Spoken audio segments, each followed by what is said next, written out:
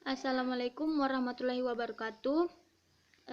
Before I explain the material about English for specific purpose, I will introduce myself.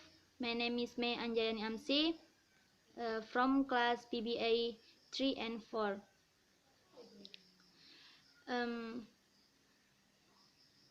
Jadi di ISP ini ada 4 hal yang harus dijelaskan. Yang pertama itu ISP now, yang kedua the development of ISP journal, yang ketiga ISP in the future, dan yang terakhir itu ISP in Indonesia.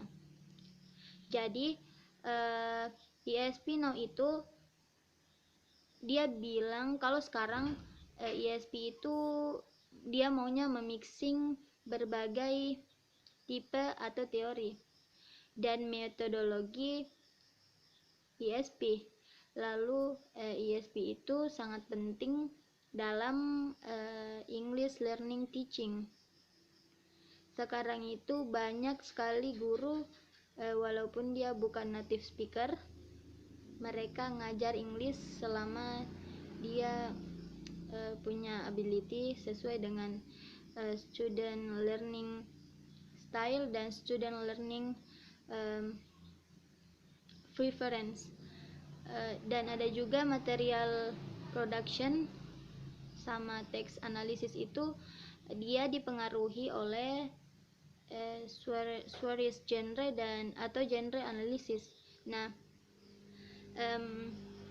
genre analisis ini sangat penting untuk menganalisis hal-hal yang berhubungan dengan English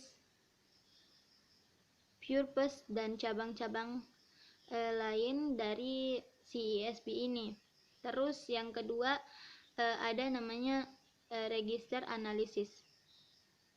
Register analisis ini sangat penting untuk menganalisis grammar komponen dari sebuah teks. Dan langsung ada lagi yang ketiga. Dulu bisnis English atau English business itu tidak diperhatikan alias tidak diajarkan dalam ISP teaching.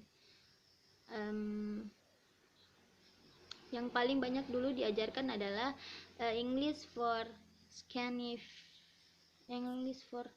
Scandinavity and Technology. Tapi sekarang mulai dari tahun 1990-an itu English business sudah mulai diperhatikan di dalam English Standard Teaching. Jadi banyak student dari luar negeri atau internasional mereka itu ambil bisnis English sebagai mata kuliah mereka. Seperti misalnya banking, accounting, dan lain-lain. Yang kedua itu kita membahas tentang the development of ISP journal.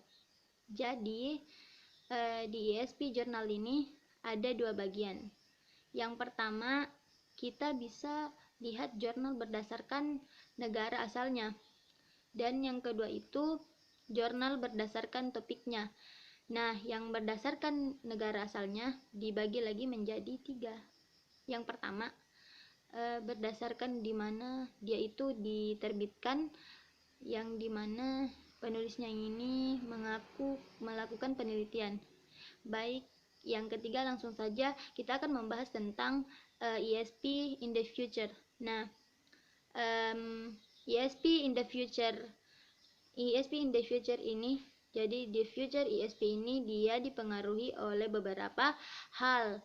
Yang pertama itu internalization, yang kedua specialization, dan yang ketiga growth of business, dan yang ketiga itu genre of analysis. Nah, kita membahas ISP in Indonesia. Nah, selanjutnya yang terakhir ISP in Indonesia.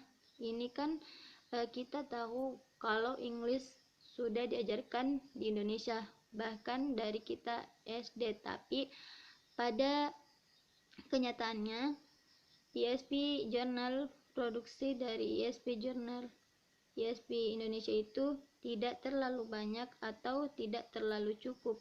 Walaupun English itu penting sekali dalam dunia bisnis,